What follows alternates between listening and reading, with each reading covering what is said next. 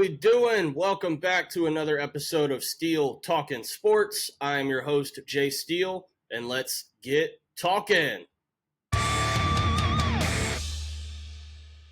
Welcome back. We are here for Week 15 of the NFL. Starting off tonight with the Thursday night game, Rams at Niners. But real quick, let's do a recap of last week. Not a terrible week. Not the best. Had some good ideas in there. Had some bad ones as well. Starting off on the Thursday game, Packers and Lions. The line was -3. I said if we could get to 2.5, I liked that better. And the Lions won by 3 points, so the 2.5 would have covered.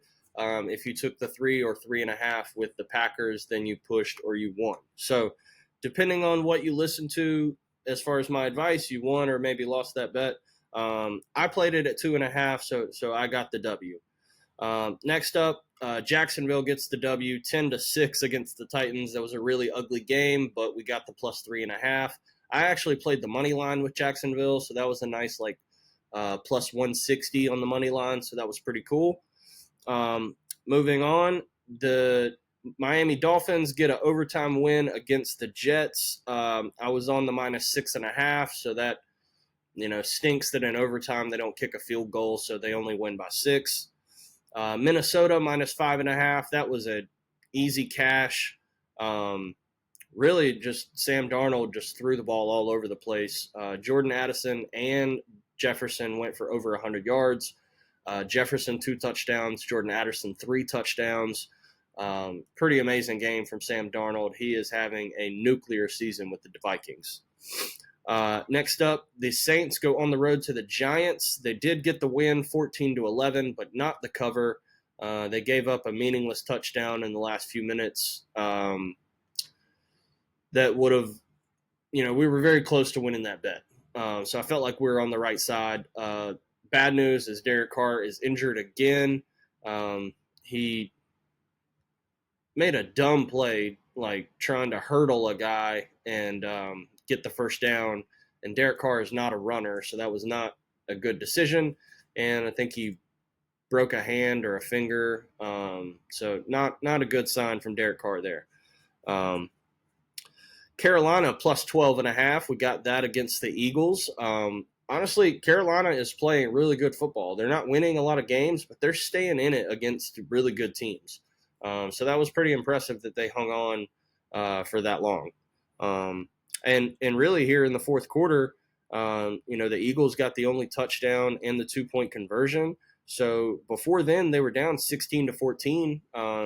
They only had 2 touchdowns in the second quarter. So really impressive by Carolina on that front. So we got that W.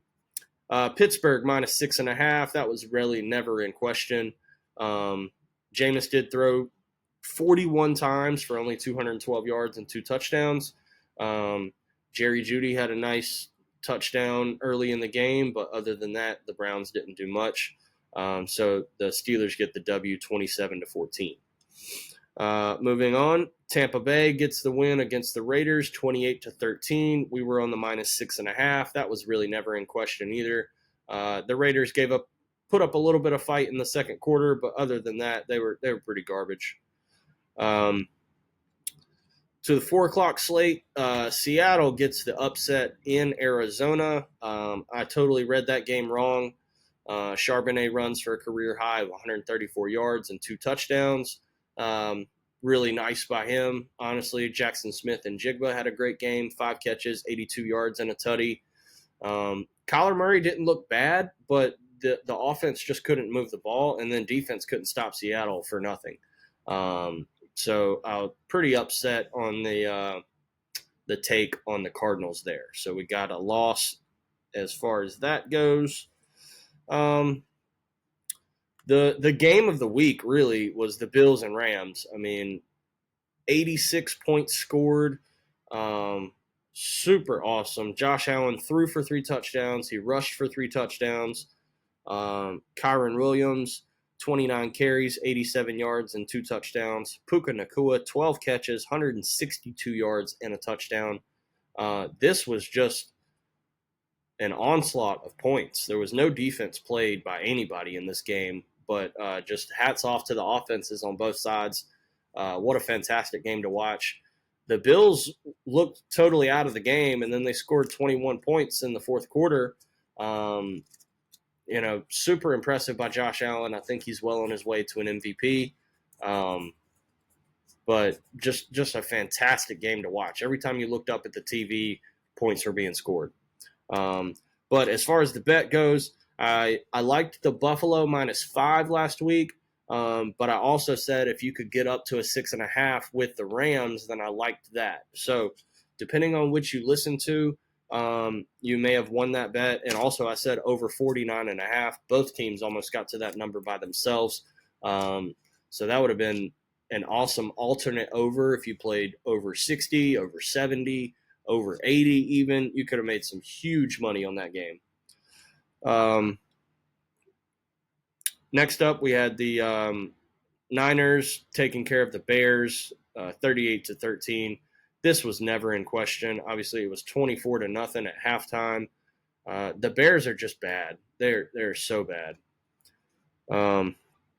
And then the night game, of course, the Chiefs find a way to win on a bank shot field goal.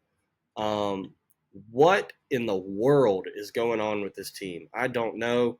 They're 12-1, 7-0 at home, but arguably one of the worst ATS records in the league. It's honestly comical how Cincinnati keeps getting away with this. I can't make sense of it. Every time that I want to bet the Chiefs, I do it and they don't cover the game.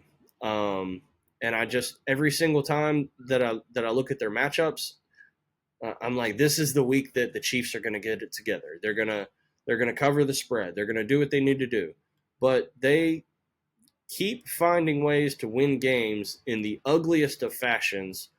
But it doesn't matter. I mean, this is insane. Record against the spread: 4-8 and 1 push. 4 wins, 8 losses, and 1 push. Yet they're 12-1 straight up. Pretty much got the 1 seed locked up in the AFC. But man, great game by Harbaugh. I thought that he called a great game. He had his team in a position to win, and then the Chiefs do Chiefs things. Crazy. And then we get to the worst bad beat of the week. Bengals and Cowboys was actually a decent game. Cooper Rush didn't look flustered. Rico Dowdle had another 100-plus yard game back-to-back. Great for that dude. Joe Burrow does what Joe Burrow does. 369 yards, 3 touchdowns. Jamar Chase, 14 catches, 177, and 2 touchdowns. And obviously the biggest play is, Bengals are punting the ball away on 4th and 27. We get a punt block, and then dumbass tries to field the ball when all he needed to do was let it go out of bounds. He doesn't catch it. The Bengals recover. And then 2 plays later, Jamar Chase, goes off for another touchdown, and that basically seals the game. Heartbreaking loss for the Cowboys. They're in a bad way right now. But we lost that bet. So overall, that brings the pick record for last week to 7-6. Not terrible, but not what we want to see. So let's hope that this week we get a little bit better, and let's kick it off here. First game, we've got. Hey, Bud, stop! It's just the neighbor. Ace, hey, enough. All right, sorry about that. Got a dog barking. Buddy, enough. Sorry about that. Hope that doesn't bother you. First up, 8:15 on Thursday night on Amazon Prime. The Los Angeles Rams, 7-6, go on the road to the 49ers, who are 6-7. San Francisco is laying 3 points, and the total is set at 48.5. Um, I don't understand this line. I don't know why San Francisco is favored -3. Um, I mean, they're coming off a win against the Bears, but I mean, who really cares about that? They are 2-3 in their last 5. So they beat the Bears. They had a 3-game losing streak before then. And 2 of those games, I mean, they lost by 25 to the Buffalo Bills and then 28 to the Packers. I know both of those games were on the road, but still, like, this San Francisco team is not the same San Francisco team that we're used to watching year after year with Kyle Shanahan. So I've got some questions. I don't really like this matchup for San Francisco. If we look at the injury report, Trent Williams, the left tackle, he is out until December 22nd, estimated. Dre Greenlaw is out, linebacker, and Isaac Guerrero is questionable for tonight. Also questionable is Nick Bosa. Those are huge pieces on, the defense. Greenlaw, Williams, and Bosa. Those are 3 huge pieces to be losing for this critical game on Thursday night. On the other side, Kobe Durant, cornerback, is out for the Rams, but other than that, no significant player on the injury report.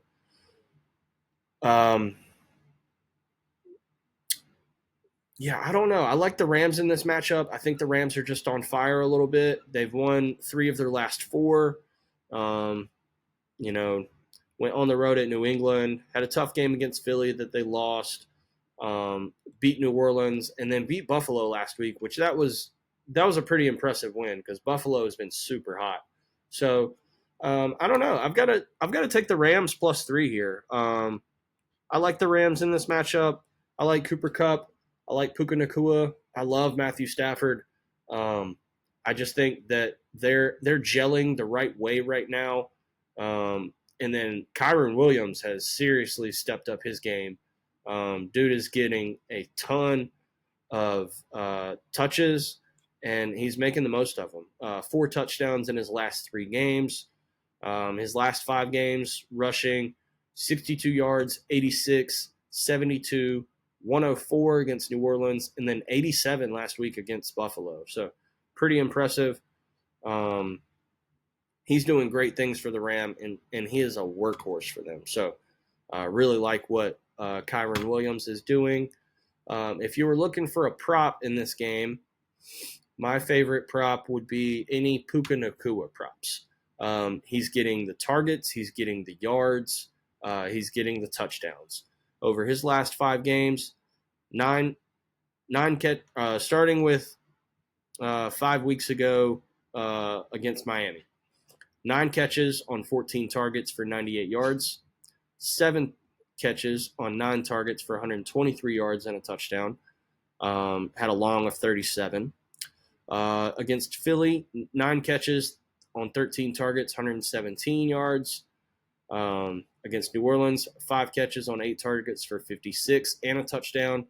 And then last week, 12 catches on 14 targets for 162 and a touchdown. Also in these games, I mean, he is a first down production machine. On his catches, the last 5 games, here's how many first downs he has gained. Against Miami, 5. New England, 7. Philly, 5. New Orleans, 4. Buffalo, 8. So clearly this shows to me that Matthew Stafford is going to Puka Nacua in critical situations. When he needs a third down conversion, Nacua, gotcha. When he needs a big play, Nacua, gotcha. So if you want to go catches, yards, or touchdowns, it doesn't matter. Even longest reception for Puka to go over, very highly support that. So anything Puka Nacua, I'm all over for this game. But again, for the side, I would take the Rams +3. If you're interested in the money line, I'm not opposed to it. Obviously, it's a very good look because I do think the Rams can win this game. But let's just take the +3 to be safe. As far as the number for the money line goes, it's Rams +125, San Francisco -145. All right, let's move on to the Sunday slate. First up, we got the Chiefs at the Browns. Chiefs 12-1, 5-1 on the road. Browns are 3-10 with a 2-4 record at home. Chiefs are laying 4.5 points, and the total is 43.5. This is going to be the week that if I decide to take the Browns at plus 4.5, the Chiefs are going to win by 20. So I don't really know, man. Let's see. Injury report. Obviously, the Chiefs kicker, Harrison Butker, is still out. Jawan Taylor, offensive tackle, is out or questionable. DJ Humphries, offensive tackle, is questionable. And Mecole Hardman is on IR. For the Browns, nobody of significance. But, I mean, I don't know what to do here. The Browns have lost 4 of their last 5 games, the one win coming in the snow game against Pittsburgh, and then they lost to Pittsburgh last week in the double-up. Chiefs, obviously, 4-1 in their last 5, with the one loss being to the Buffalo Bills. Weirdly enough, they have won their last 2 games with the same exact score of 19-17. I did not realize that. That is really weird. I don't know if that's ever happened to a team before, where they've won 2 consecutive games with the same exact score. That's interesting. But for this game, I don't know. It could be one of those crazy Jameis Winston games. It could be a Chiefs onslaught. I don't really know. I like Patrick Mahomes, so I'm going to take the Chiefs minus 4.5. I'm going to really regret it when Jameis Winston throws for 400 yards and they win the game, but we're doing it. Minus 4.5 with Kansas City. I don't like it, but that's where we're going. Excuse me. Sorry.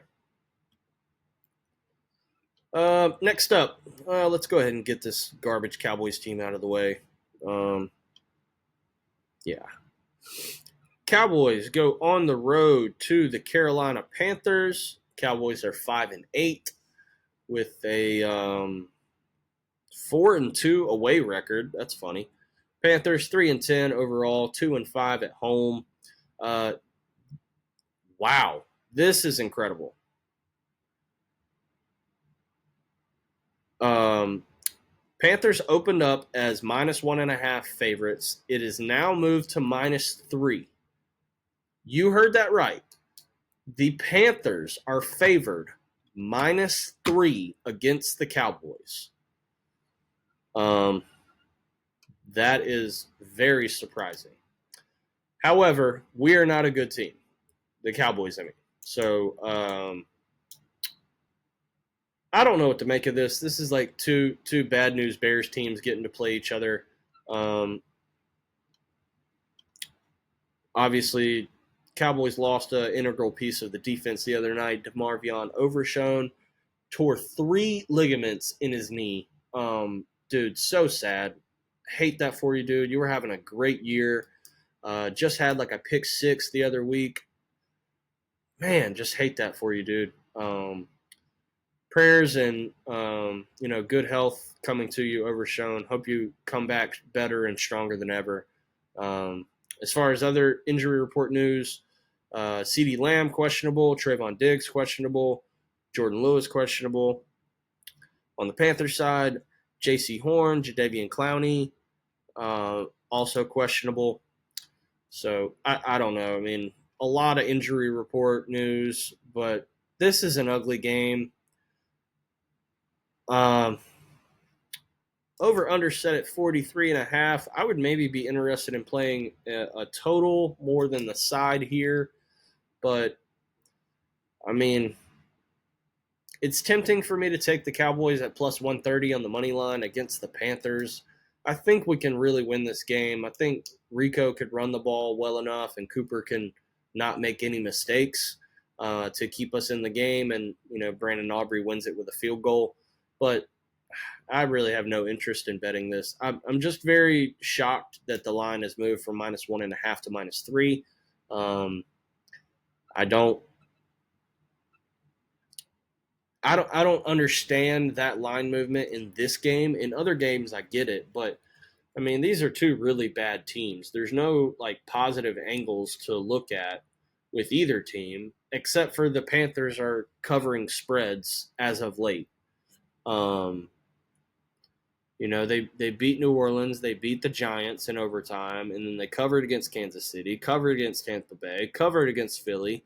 I get it. I mean, they're at least on a 5 game cover streak, but I don't know. I have no interest in this game. I have no interest in betting it. But if I had to pick a side, I'll take Dallas +3. I don't even like that bet. So don't don't do it. Just don't bet this game. Bad game, bad teams. Don't bet it. There's 12 other games to bet on. Next up, let's go Cincinnati on the road to Tennessee. Cincinnati obviously coming off the big win against the Cowboys. They needed it to keep their playoff hopes alive. Cincinnati is 5-8, 4-3 on the road. Tennessee is 3-10 with a 1-5 home record. Cincinnati's laying 5 points. The over/under is set at 46.5. This is an easy smash spot on the Bengals. The Titans are really bad. Will Levis is exceptionally bad. And maybe there's some other stuff going on. Saw one guy post a video that looked kind of suspicious that Calvin Ridley, on the last drive of the game for the Titans against the Jaguars, he was wide open on a we call it a drag route. He's going across the field, short yardage. Will Levis finds him. And the video shows that Calvin Ridley just runs right out of bounds on 3rd down when they needed 4 yards. There was no defender around him. He could have gotten the 4 yards. So maybe there's some people out there thinking Calvin Ridley is sabotaging the Tennessee Titans, or that he is secretly betting against the Tennessee Titans. I don't know, but all I can tell you is that the Bengals are going to score points, and the Bengals are going to win the game. So let's go Cincinnati -5. Whatever a Cincinnati team total is, I would probably like that as well. Moving on to, we've got the Washington Commanders on the road at the New Orleans Saints. Commanders 8-5 with a 3-3 away record. Saints are 5-8 with a 3-4 home record. Washington is laying 7.5 points with a total set at 43.5. Yeah, I don't know. This is an interesting game. Obviously, Jaden Daniels did play at LSU, so he's going back to the home state. I don't think that's where he's from, actually, but still playing ball. Close to where you went to college is always a cool thing. Over his last 5 games, he's barely been over the 200 mark in 3 of the 5. Only 1 game against Dallas did he throw for 275, and that was obviously helped by the 86-yard touchdown to Terry McLaurin. So, I don't know. He hasn't been that efficient throwing the ball. Rushing doesn't look – I mean, he has had a number of carries in those games, 9, 7, 7, 3, and 8. But he's not really getting a ton of yards. I mean, he's had 234-plus yard games and then 74 against Dallas, but nothing really exceptional like he was doing early in the season where he was running a lot. So, yeah, I don't know. I mean, I think teams are kind of figuring out Jaden Daniels a little bit. They're playing him a little bit tougher, maybe finding some coverage schemes that he doesn't do very well in. But as far as the Saints,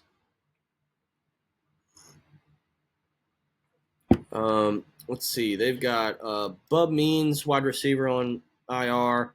Jawan Johnson is questionable. It says Derek Carr is questionable, but I don't think he's going to play. Let's look into this. Because it only says questionable. Hand/concussion, did not practice on Wednesday. Okay. So right now, I would assume, and it looks like the report earlier, um, week to week with hand injury and concussion.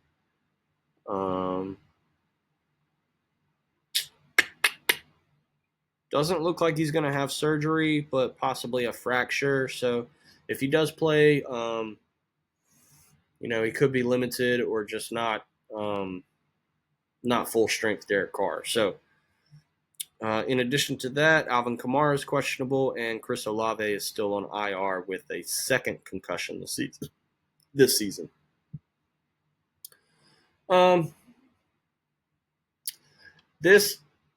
So I will say this: if Derek Carr ends up playing this game, if he somehow makes it on Sunday, I would like the Saints plus 7.5. However, if Derek Carr does not play, then I'm going to be on the other side with Washington. So this is an injury report situation. If I had to guess, Derek Carr is not going to play, so I'm going to be taking Washington minus the 7.5. Yeah, I just the quarterback for New Orleans is not. Their backups are not good. Spencer Rattler's not good. I think Jake Haener I think it was the Broncos game, he actually looked a lot better than Spencer Rattler. But if they don't give him the full game, then I don't think he makes a difference in the game. If he comes in relief, it'll be one of those things. They just try to run the ball and keep everybody safe. If Haener gets the start, I would actually be behind the Saints on the plus 7.5. So wait till Sunday. Look at some injury reports. Go to RotoWire, get some info, and just be ready for that to change if Carr gets ruled in or depending on who the quarterback is. Next up, we have the biggest spread of the season. Baltimore Ravens 8-5 go on the road to the New York Giants, who are 2-11 and 0-7 at home. Baltimore is laying 16 points on the road. Total is set at 42.5. This is hilarious. I know the Giants are bad, but 16 points, man, my God. And it opened at 14, and it's already been bought up to 16. So this, obviously some sharps for Baltimore got in on the 14 number. This is crazy, but the Giants are going to be starting Tommy DeVito because Drew Lock is injured. I don't know what happened to him last week. I thought he finished the whole game, but it says he is questionable, tending to a heel injury, and is likely to cede starting quarterback duties to Tommy DeVito in Sunday's game against the Ravens. So, yeah, it looks like Tommy DeVito is going to start against this Ravens defense. What the hell? But Jesus Christ, man, 16 points. This is comical. I almost just want to take the 16 points because it's like, dude, when's the last time Baltimore beat anybody by 16 points? Denver 5 weeks ago? They beat Cincinnati by 1. They lost to Pitt by 2. They beat LA by 7. They lost to Philly by 5. What other games have they won by that margin this year? I don't think very many. Beat Dallas by 3. They beat Buffalo by 25. Cincinnati by 3. Washington by 7. Tampa by 10. Denver. So they've won 2 games this year by this margin. The Buffalo game in week 4 and then the Denver game in week 9. But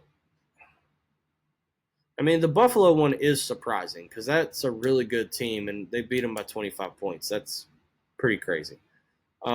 Denver, not that impressive, but also a little impressive with, if you know how Sean Payton plays, tough matchups. So I don't know, but there's no way that I can back the New York Giants here. They are awful. Tommy DeVito, I mean, love you, dude, but I cannot back you in this week. So, yeah, we're taking the Ravens. It's ugly. It's disgusting. Put that in a teaser leg so you can get it down to 10 points and maybe you feel a little bit safer. Next up, we have the New York Jets going back down to Florida 2 weeks in a row to the Jacksonville Jaguars. Jets are 3-10 with a 1-6 away record. Jags are 3-10 with a 2-4 home record. Jets are laying 3.5 points here, and the total is set at 40.5. Obviously, Trevor Lawrence is still out. He is listed on injured reserve, so probably not going to play the rest of the season, which means Mac Jones is starting at quarterback. This is an ugly game.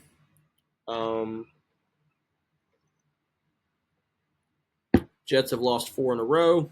Jags have won 1 in a row. This is an ugly game. I have no interest in this game. But if I had to place a bet, I will take the New York Jets. Even though I don't like it, there's no way you can back Jacksonville. They're god-awful. Next up, let's move on to down to the 4 o'clock games yet. Nope, last 1 o'clock game. Dolphins 6-7 go on the road to the Texans, who are 8-5. I believe Texans are coming off a bye. Houston is laying 3 points, and the total is set at 46.5. I don't know, man. This Miami team's got some fight. They've kind of gotten their name back in the conversation. They've won 4 out of their last 5. This is pretty impressive, and Houston is not as good as they were last year. I don't know what it is about C.J. Stroud, but he's throwing a lot of interceptions, bro. 15 touchdowns, 9 interceptions on the year. Not that great. Let's look at C.J.'s last 5 games and see what he's done. Against Jacksonville, 242 yards. Against Tennessee, 247. Against Dallas, 257. Detroit, 232. And against the Jets 5 weeks ago, 191. He's only thrown 4 touchdown passes in his last 5 games, and he's thrown 5 picks in his last 5 games. He's also been sacked 19 times over his last 5 games, almost 4 sacks per game. I don't know what's wrong with the offensive line. I don't know if CJ's not seeing the routes, but he is not playing that good. He has been running the ball a little bit more. Against the Jets, 59 yards. Against Dallas, 26. And against Tennessee, 18. Against Dallas, he had a 20-yard run. And against the Jets, he had a 25-yard run. So maybe he is starting to see the field a little bit more and not be afraid to run. I think that's something that we saw last year, was that he was like a statue in the pocket.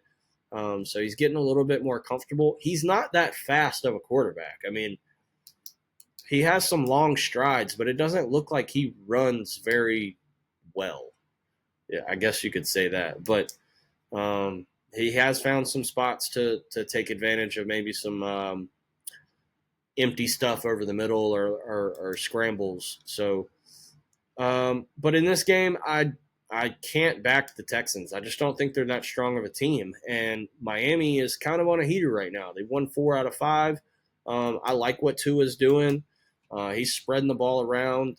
Tyreek is not really having a great year, but Jalen Waddle and Jonnu Smith are. So if you wanted to target somebody as far as props for this game, Jalen Waddle or Jonnu Smith would be really good options because they have obviously found a connection with Tua. So let's go Miami plus the 3. Next up, let's get to the 4 o'clock games.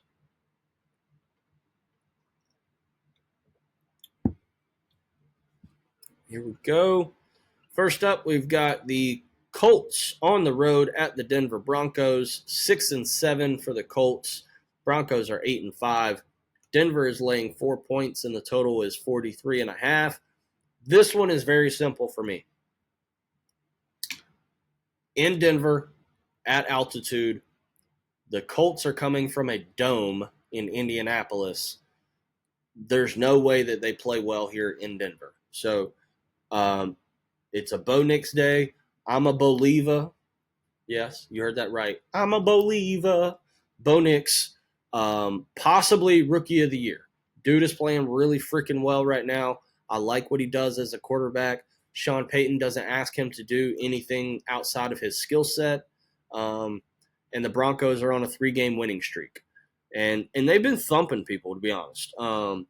Beat Atlanta 38-6, beat Vegas by 10, beat the Browns by 9 2 weeks ago. The Colts, their 2 wins over their last 5 have come against New England and the Jets. And both of those, they won by 1 point. They beat New England 25-24, and they beat the Jets 28-27. So, this is – I will agree, both of those games were on the road, and they played 2 tough games in the upper Northeast, and they won both of those games. I am pretty impressed by that. However, this is still Anthony Richardson we're talking about. Dude makes bad decisions all the time. On the year, he has 7 touchdown passes and 9 interceptions. That is not good. He can throw it 95 yards in the air, but he has no idea where it's going to come down. As far as him rushing the ball the past 5 weeks, been pretty productive. 48 yards against the Patriots, 61 against the Lions, 32 against the Jets and 2 touchdowns, 45 against Houston, and 56 against Miami. So he is running the ball pretty efficiently, getting close to about 10 carries per game. So there is some designed runs in the system for Anthony Richardson. But in this game, on the road at Denver, like I said, in altitude, I really just don't think it's possible for Indianapolis to keep this close. I like Bo Nix. I like the Denver defense, honestly. They play really tough ball. And then I like Sean Payton and Bo Nix with that combo. They're on the right path to get into the playoffs. So I like what those guys are doing in Denver. So Denver minus the 4 is the play there.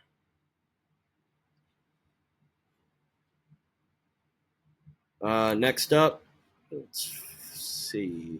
Buffalo Bills at the Detroit Lions. Oh, man, this is going to be a fantastic game. Buffalo is 10-3 with a 4-3 away record. Lions are 12-1, 6-1 at home. Lions are laying 2.5 points, and the over-under is set at 54.5. Oh, boy. No significant news on the injury report for either team. Obviously, this will be played in a dome in Detroit, so no issues with weather there. Obviously, the Lions have won, a lot of games in a row, 8, 9, maybe 10. They're on quite the heater. Buffalo coming off the tough loss at LA last week. So they come back to the East Coast. I actually think Buffalo gets right here and wins this game. Tough loss on the road in LA. Now they come back. They get to play in a dome, which LA is a dome too. But I think this is it's a good game for Buffalo to get right after the loss. But also I think the Lions are maybe looking ahead to the end of the season matchups and getting their team ready for the playoffs. Following the Buffalo game, the Lions have at Chicago and then at San Francisco. And then their last week they face Minnesota. So 2 divisional games in their last 3. Obviously, Detroit knows that Buffalo is a Super Bowl contender. And they very well, this could be a Super Bowl pre-matchup of the two teams we could see in the Super Bowl. So I don't want to say that the Lions are like falling asleep on this game because they know this is a huge matchup, but I think they're more looking forward that they're going to be looking ahead to these next three games. They've got two games on the road at Chicago and at San Francisco, and then at home against Minnesota to close out the season, which if they lose this game to Buffalo, they bring Minnesota back into the fold for the NFC North. So very, very interesting storylines to be played out in this game. Yeah, I don't know. This is a tough matchup. This will be the best game of the weekend. But as far as like picking a side, I don't know. This is a total coin flip. Both teams are excellent. They move the ball up and down the field. When they need to turn it on defense, they can. I think this, if you look at the numbers and you look at how these teams score points, you would look at this game and be like, dude, this is going to go way over 54 and a half.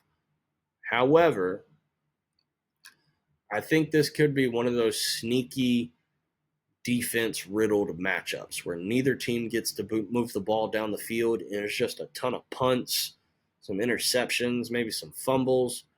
And the under could easily hit, like a 21-20 game. So I don't know. I like Buffalo plus 2.5 though. That's where I'm going to be placing my bet on the side. You take the 2.5. You don't lay it. That's one of Kramer from SGPN. That's his motto. You don't lay the 3.5. No. You take the 2.5. You don't lay it. That's what he says. Take 2.5 points. You don't lay it. So yeah, I'm sticking with Kramer's advice.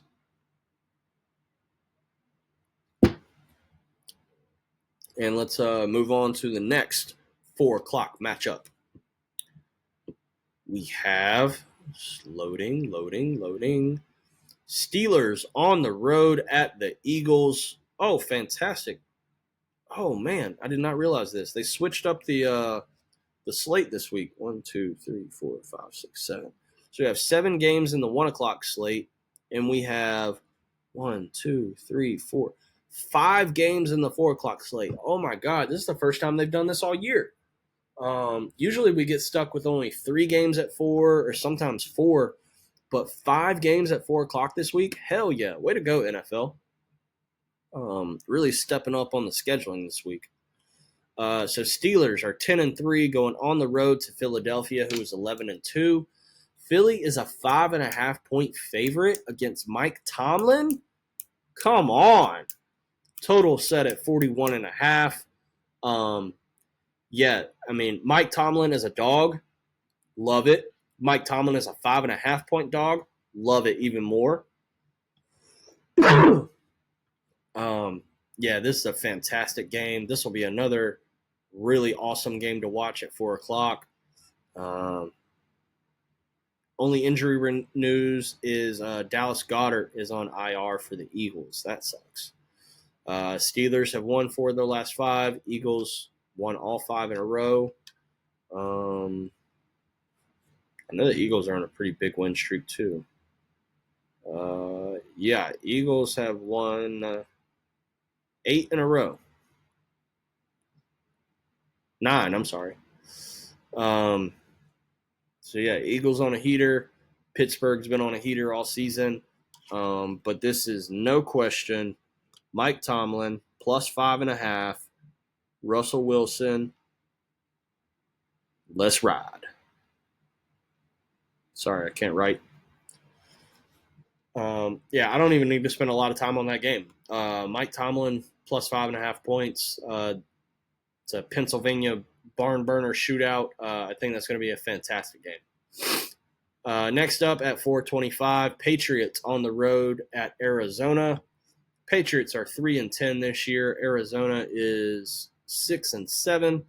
Arizona's laying 6 points, and the over/under is set at 45.5. I really like the Patriots. I like Drake May. I like what he's doing this year, but this is a tough matchup. I think the the game is going to be decided by James Conner, and he's going to run all over the Patriots this week. So give me some James Conner props. Give me a James Conner anytime touchdown, and give me the Cardinals minus the 6.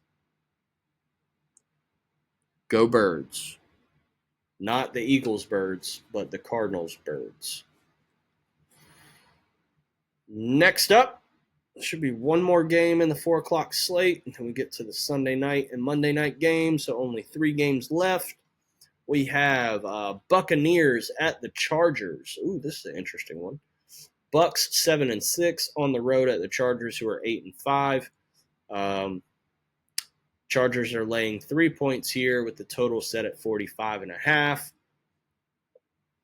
Let's check out the injury report. Is McConkey going to play this week? Because that is a big factor for the Chargers. Yes, it looks like Ladd McConkey is off the injury report for the Chargers. However, on the Tampa Bay side, Mike Evans questionable, Sterling Shepard questionable, and Bucky Irving questionable. I don't like seeing that from the Buckaroos, but this game, the Bucks have won 3 in a row. Chargers have lost 2 of their last 3, all in heartbreaking fashion. Yeah, I'm gonna have to back Mr. Jim Harbaugh on this one. I think his defense is just gonna be too much for Tampa Bay in this game. Baker has been productive, but he's also been pretty turnover prone. On the year, he's thrown 28 touchdowns to 13 interceptions. Conversely, Justin Herbert, only 14 touchdowns, but only 1 interception. So the efficiency at quarterback is drastically different in this game. But Baker does like to sling the ball. And when Tampa has games where they don't efficiently run, they're like, fuck it. We'll just throw it 25 times in a row. We don't care. So, I don't know. This is a tough one. This is a really tough one, but I think I'm just going to have to back Mr. Jim Harbaugh with the -3 in this game. Yeah, I don't know. It's a tough matchup, tough game to read, but I'm just going to take Jim Harbaugh and lay the 3 points.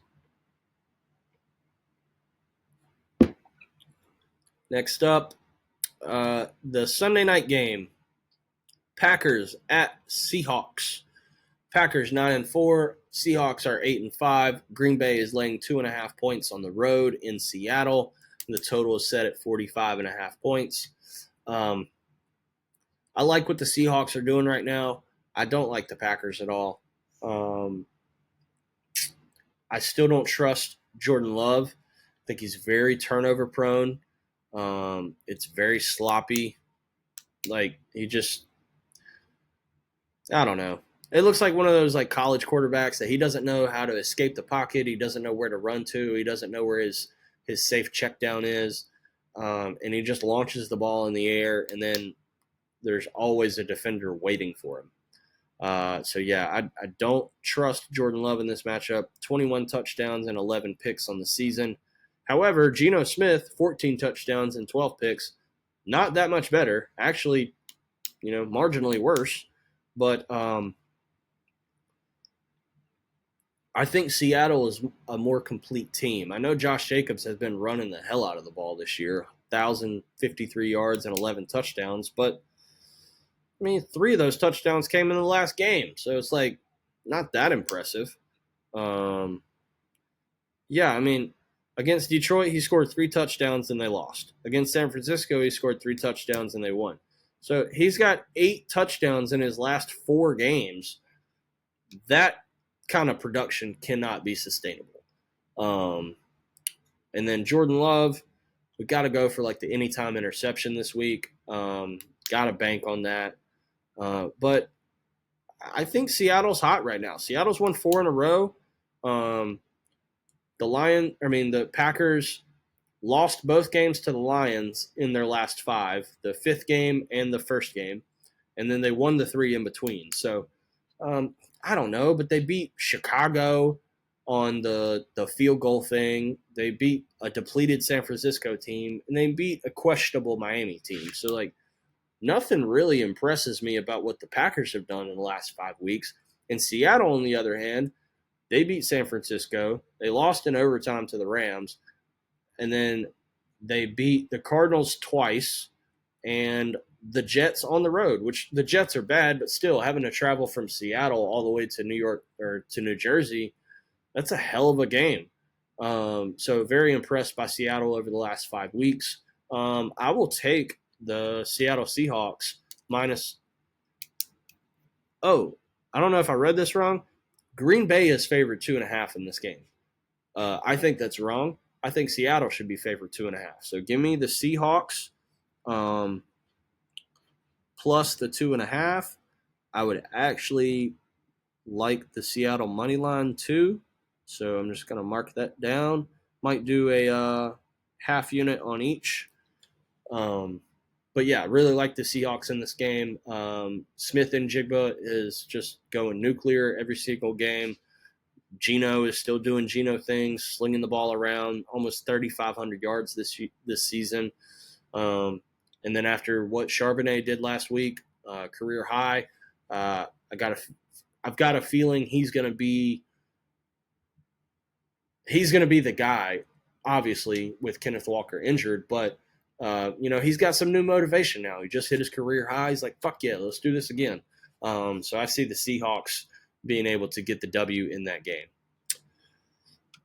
Next up, surprise for this week, we've got 2 Monday night games on Monday, December the 16th.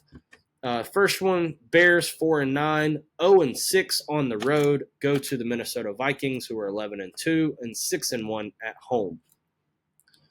Vikings are laying 7 points. The total is 43.5. Obviously, we have Sam Darnold coming off a 5-touchdown game. Justin Jefferson, 100 yards and 2 touchdowns. Jordan Addison, 100 yards and 2 touchdowns. This should be an easy smash spot. Now, the Bears have made some games interesting and then find ways to lose them in the most incredible fashion. Sorry, a little nagging cough. Ugh.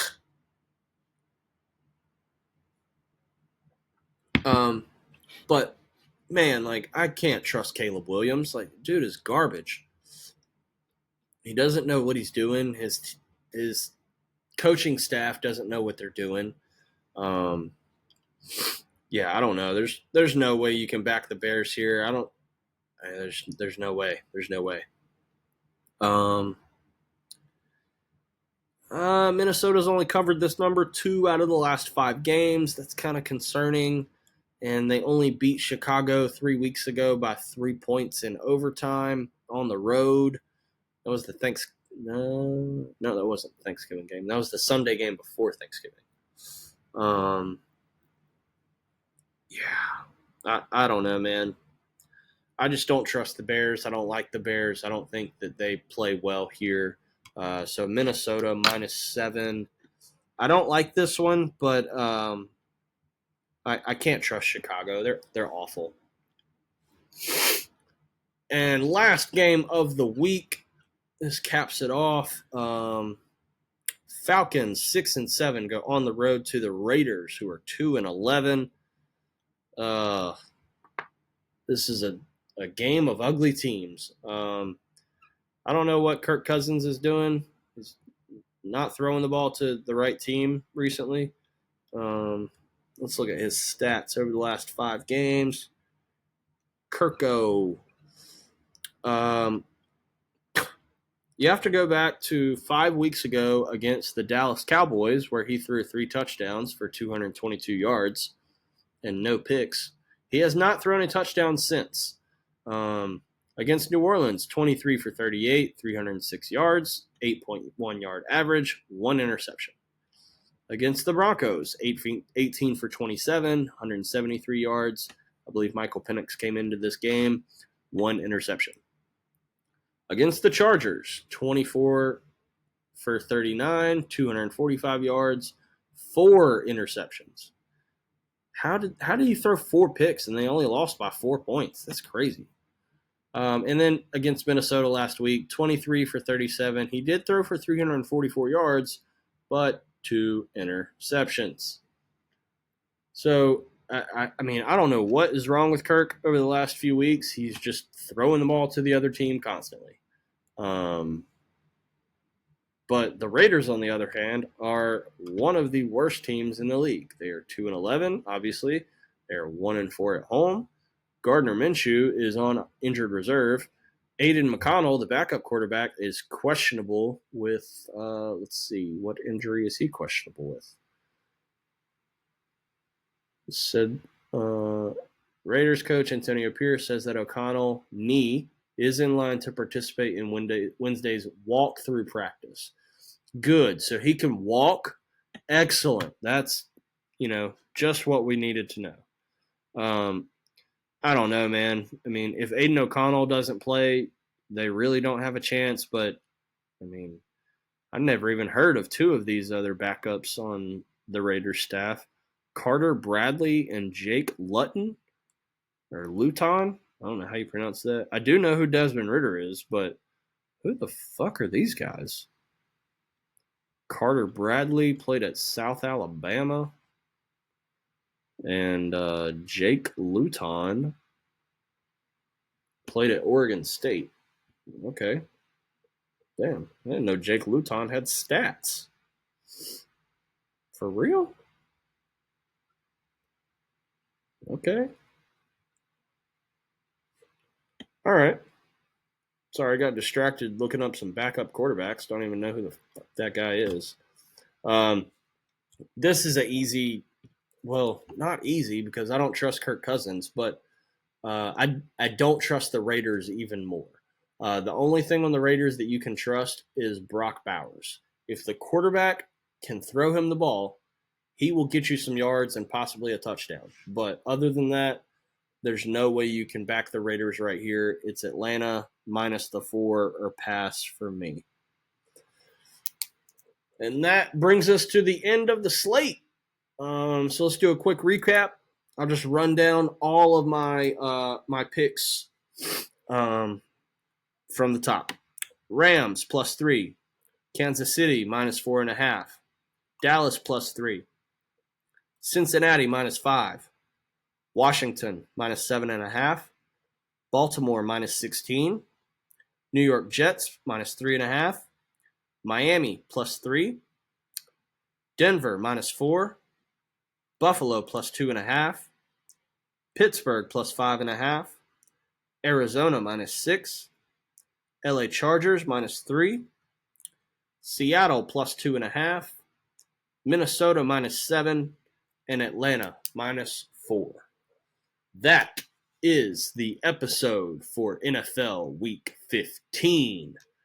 Thank you very much for joining. Again, my name is Jay Steele, host of Steele Talkin Sports.